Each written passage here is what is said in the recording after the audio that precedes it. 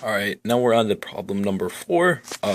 This is our given. We have angle A is congruent to angle C. So Angle A is congruent to angle C. As given. There's nothing we can explain about that. BD bisects angle ABC. So it's telling us BD bisects angle ABC. So that means this is congruent to this because angle bisector is just, it splits, or BD is splitting ABC into two congruent parts. So it has to make angle ABD congruent to angle CBD.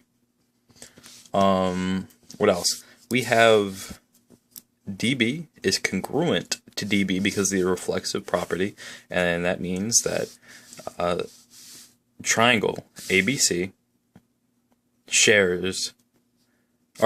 triangle ABD and triangle CBD share BD as a common side. So it makes it congruent to itself from the reflexive property. So now you can tell that these are congruent from angle, side.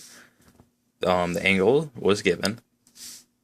This angle, because we have an angle bisector, it makes these congruent because it splits them into two equal parts. And then, obviously, the reflexive property makes, since they share a side, that side has to be congruent. But that's not what we're trying to prove. So now we know that CBD is congruent to ABD, but what we're really trying to prove is that segment AD is congruent to segment DC.